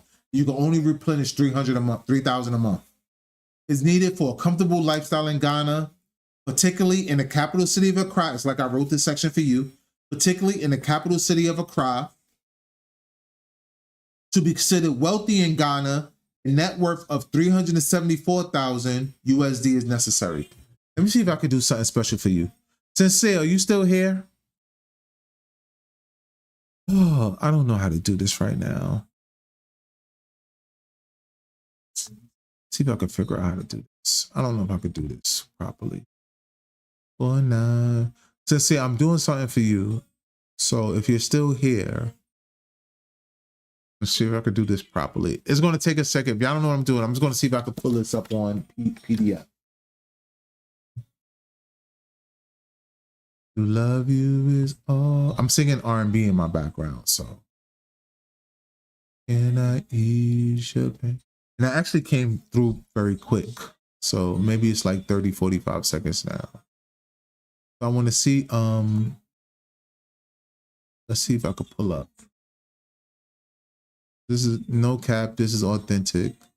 The only one you can catch wearing a Lamar jersey, cursing, listening to R&B, but it's going to give you like super real game and information. All right, so I'm gonna pull up the PDF, I haven't gone live like this in maybe about 3 months, so I'm a little rusty. And even now I'm using OBS Studio, but I'm gonna have to learn how to use StreamYard. I don't want to use that as an excuse. I don't want to use that as an excuse to so it's going to take me a few minutes. As of now, it's taking a little bit of time. Remember all those names. So I treasure loving you more than some picture in a frame. Okay, I'm almost there. I'm on the page. So let me just scroll down. So I'm pulling up the chapter on the PDF. Pulling up the chapter on the PDF, and then I have to just remember how to bring it up on the OBS Studios. So also, if you want to do the coaching calls, that's when we're, you know, kind of evaluate on how can you use that $3,000 a month, or how can you use that 140 saved up to build cash flow. I'm not a financial advisor, but I can advise you. You know, I can't help you, you know, lead the way forward. You know, especially when you start talking about like legal liabilities. So hold on, y'all. Hold on, let me close this back. I want to pull up the I wasn't prepared to do all this. I stayed on long enough to let me try window cap.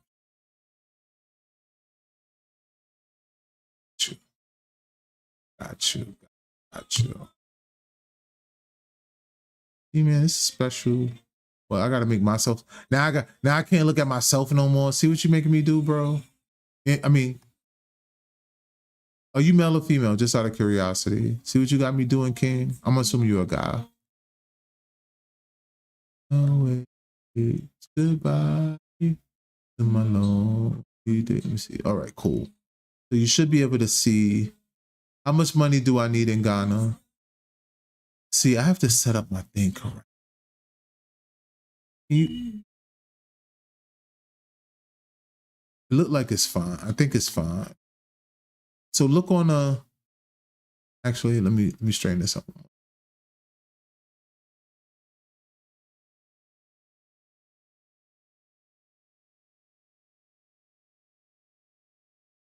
So look on the left side of the screen. Hold on.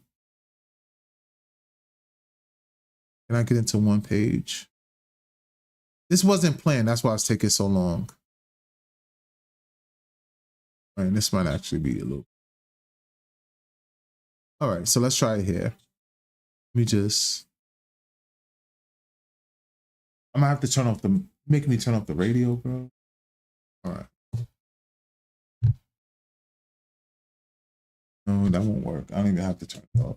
Okay, so how much money? I'm gonna assume you can see. I can't read your questions right now because, like I said, I didn't plan on doing all this. I'm in my American apartment, so I didn't set this up the way that, you know, I just said, I have no more excuses. I'm feeling good.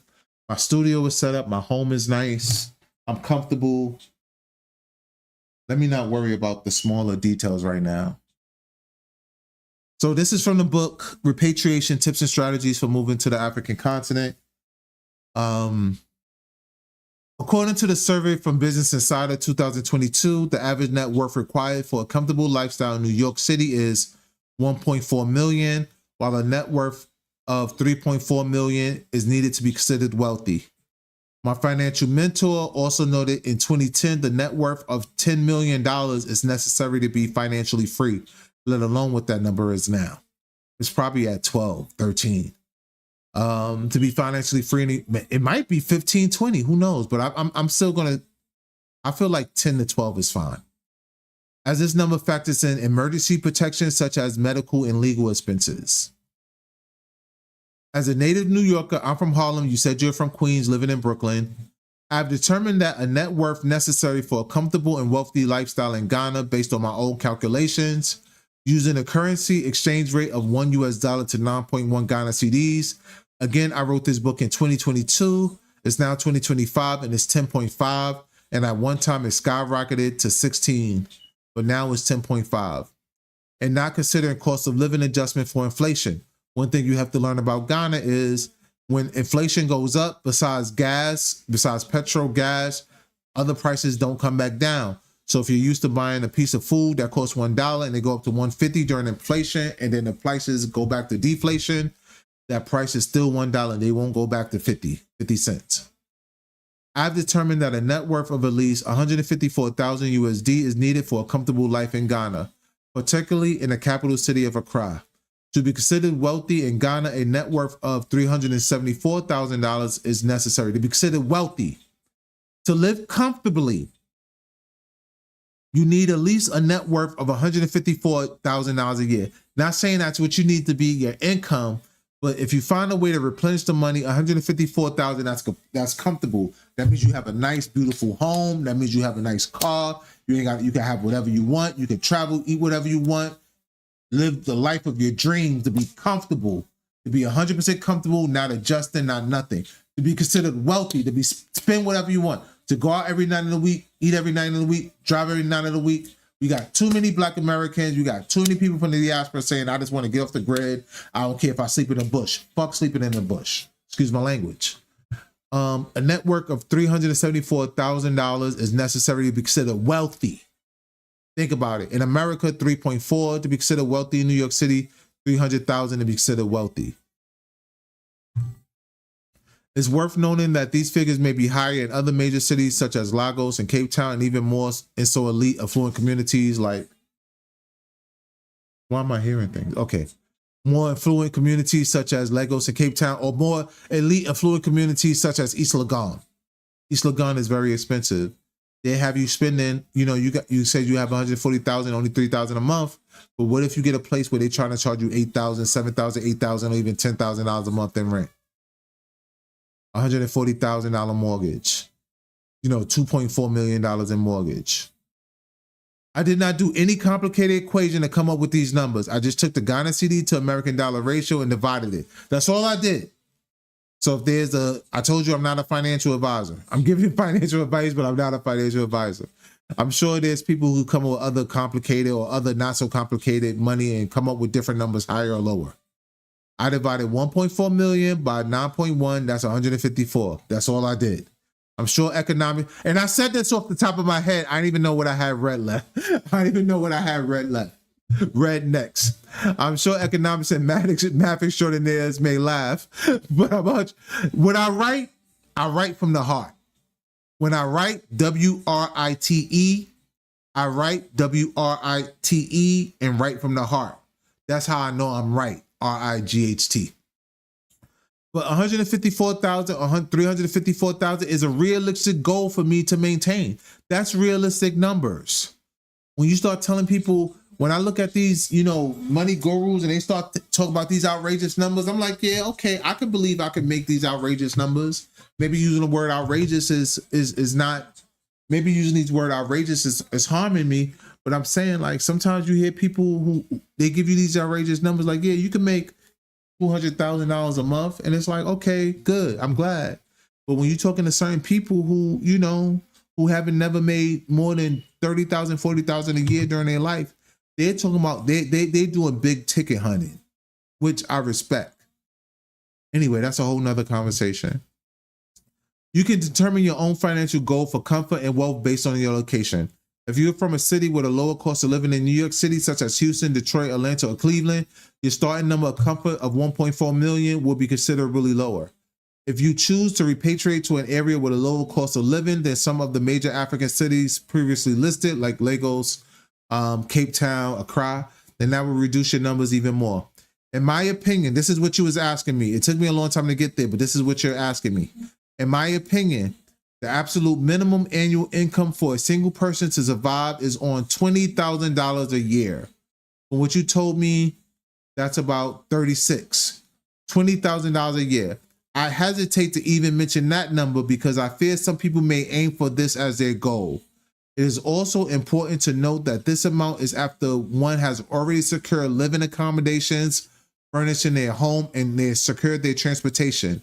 I strongly advise against anyone aiming for such a low income. If you would like more advice on the cost of living in many African countries, go to the bonus chapter of the book. Which country should I repatriate to? And I definitely have to do that country over. I have to do that section over big time. Okay, so that's it right now. And I'm still listening to R&B.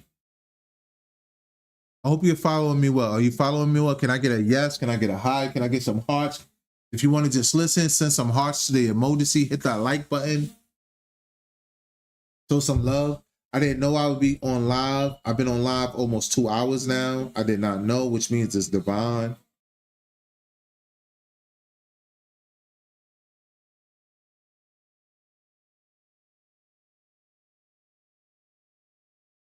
Any questions, any comments?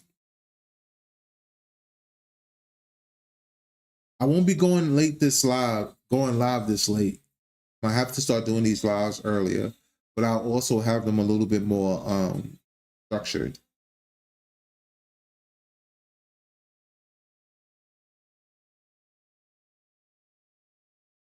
Excuse me. I'm getting tired.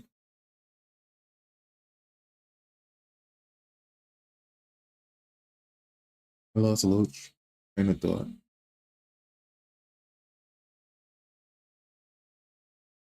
If you find this information helpful, please make sure to like, subscribe. Make sure to click the link in my description. Sign up for my email list. Sign up for my Exploring Africa, Moving to Africa group, or Moving to the African Continent group. If you're feeling even more generous, please feel free to send a donation. Africa cross culture. Africa like the continent, cross like Jesus on the cross, culture like culture, tradition, value, society. Africa cross culture on Chime, on Cash App, on Venmo, and Zelle, Rashad.McCrorey.com, Rashad.McCrorey2@gmail.com. This time I'm gonna repeat it 3 times, but when I repeat things 3 times, I'm gonna be, that's my Umar Johnson. Shouts to Doc. All right, what I want to do is I want to go into my I've been looking this whole time to go into my to see how many likes I got and stuff like that. Okay, good, Supreme. Thank you for the fist. Thank you for the hearts. I'm glad that you're following that. I'm glad that you're following that.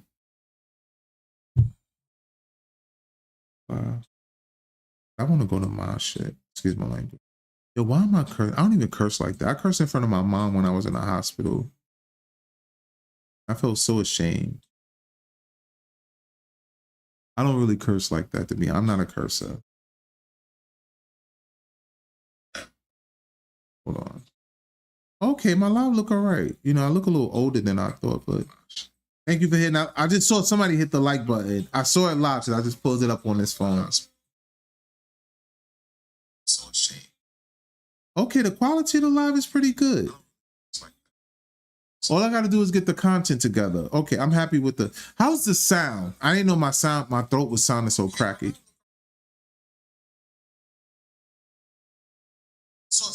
All right, so I'm going to look at the camera just so I can watch. Oh, my battery died. Hold on, the battery died, y'all. So let me change because I'm using a camera. So I am changing the battery.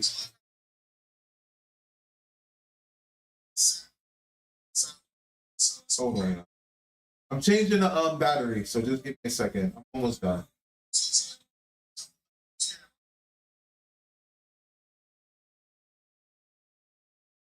Hold on, y'all. I just finished changing the battery. Hold on. I changed the battery for you.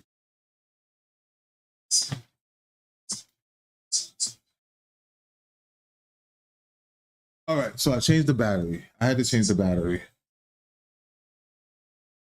All right, so I want to look at the camera to see what it's like when I'm looking at the camera, because the TV is over here. The TV's over here. So I look at the screen a lot. I look at the screen. I look down a lot. I want to make eye contact with y'all more often. So these are just little things that I have to figure out. So this is the first time I'm actually seeing what it looked like without looking at the review. But the quality looked good. I'm happy with the quality. So now all I have to do is, I didn't know I looked so sleepy, but other than that, yeah, we'll figure it out. We'll figure it out. I'm happy with that. I'm happy with the product. Any questions? Because I don't really have to go, but I think I ramble. I don't want to use the word ramble because I gave a lot of great information. Then I could go back to singing my R&B. I'd be like killing it, bro. Like nobody gotta know, but the aura just, when they say you got aura,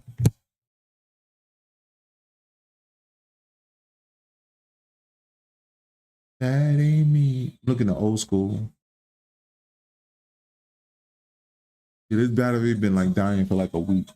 I got like 20 AAA batteries and I just ain't changing. All right, I'll be able to see some of your, I'll probably be able to see some of your questions sooner.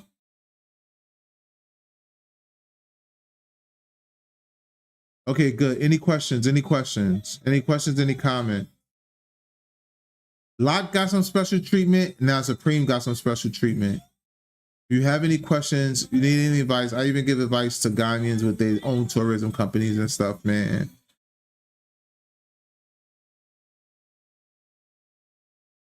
Any questions? Any questions? Any comments? Because if I don't get any more questions and comments, I'm going to leave. And I don't necessarily have to leave. And you don't have to feel forced to ask a question too, because I'm back. I'm back, so don't worry about it. I'll be back on. Maybe I'll try to come on like 4 or 5 times a week. I'll come back 4 or 5 times a week. It don't matter if it's one person online, it don't matter if it's 3. But what I will do, I will at least start earlier. I will start earlier. And I won't drink water. I won't drink creatine and supplements out of a red cup because people automatically assume a red cup is alcohol.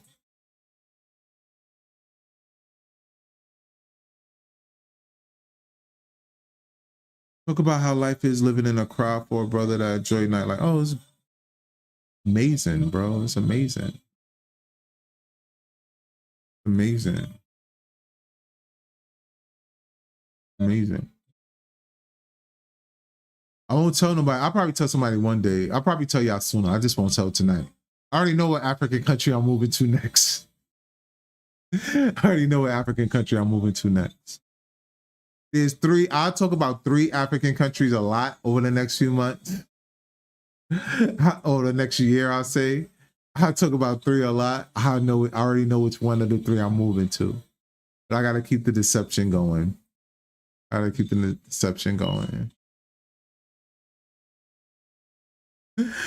Yeah, I mean, it's dope, especially when you meet who you want to meet. But you gotta remember, Ghana's like a state. Ghana's the size of Oregon. Oregon is the 11th largest state in the United States, and then Accra is just like a little tiny city. Accra is like a little tiny city, so it does get boring. And it's a small scene. You get seen once or twice in certain spots, then everybody know who you are. I was blessed. I met a wonderful woman. You know, I didn't marry her. I didn't have any kids with her. So, you know, that's something that I have to understand that as an adult, you know, that's a choice. You know, we was together a long time, but, you know, I walked away without putting a ring on it or putting a baby in it. So, you know, but there's good women out there. And so, you know, so you can find a wife, you can find a girlfriend. I just felt like deep down inside, like these women, they'll marry you, they'll have your children, but you have to listen to yourself deep down inside. Like, do they really, are you really their real desire? Because they can love you, they can grow to love you. Remember like those old, like, arranged marriages movies you'll see, or those shows, and be like, oh, you'll grow to love him, or I didn't love him at first, I've grown to love him. When women say that, like, I don't want somebody growing to love me. I think there were other women in the past that I felt had that initial spark. Maybe that was some, when I do get married, when I do have children, I pray that I have the discernment and I won't be stubborn or egotistical And it'd be a situation where I find authentic love from the beginning. You know, like of course male females have that dynamic, but I would probably prefer to be in a situation where I could be a little bit more confident that the woman really loved me. Not if she found the man with the same financial availability, or didn't think I was lying about my finances or something like that. But was her own culture, she would take the man in her own culture instead. A lot of American men find Ghanaian women online or in person, but that woman will leave them for a Ghanaian man who already had access to the state, who they felt would bring them to the States. And that's what they used to do. Every time I see you, oh, yo, these songs be like 30 years old. Imagine being a teenager in the 90s and your parents and stuff was listening to songs from the 60s. That's what it's like me listening to like Total and Can't You See and Biggie and Mason. I'm listening to songs from 30 years ago. But I can't wait till I listen to songs from 70 years ago that I was alive for. I told y'all, I feel like I got like a new, I'm trying, y'all. I'm trying. No, but I feel like I feel like I can make 120. I feel like I make 120 right now. I was happy to feel confident at 80. Then I was petitioning for 90, but now I'm starting to feel confident that through the ups and downs of life, we go through. Life is a roller coaster. When I'm down, I ain't gonna be like, oh, why am I living to 120? No, when I'm up, I'm like, oh, I'm 120. No, life is roller coasters, and you just gotta hope that it's like this. I believe that our generation is living a lot longer, and I'm 45 now. By the time I'm 70, I'm gonna be seeing people living at 105 and 110. So by the time I'm 80, 90, I'm gonna see people hitting 120, 130, 150. Right now, I think I petitioned well, and I'm at 120 right now. I had a colonoscopy. They told me come back in 10 years. I had a colonoscopy a few weeks ago. They told me come back in 10 years. I had my prostate checked for the first time. They told me to come back next year. I said I'll come back for the blood test, but let's do every other year for the swipe. If I could go a year, that means I could have got it the next day, nigga. you know, maybe I'd be more mature, but I ain't like it. I guess the colonoscopy puts you to sleep with a prostate. Men's health, y'all. Men's health.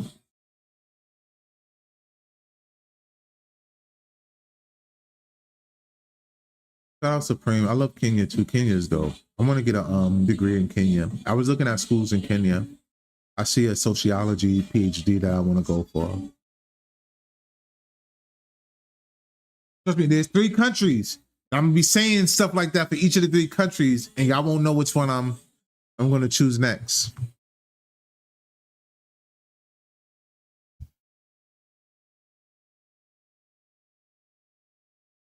All right, so I think I'm gonna go, y'all. Blessings, happiness. So I'm back live. Like it might be a day this week, maybe tomorrow I might not go live. We'll see. Because I do have to record some videos. But you know, everything I do won't be how do I say? Everything I do won't be live. There's gonna be a lot of videos that I do that I record and then I just post. So love you all. Thank you. Blessings to you all. And I'm back. Not even I'm back. Like this is the consistency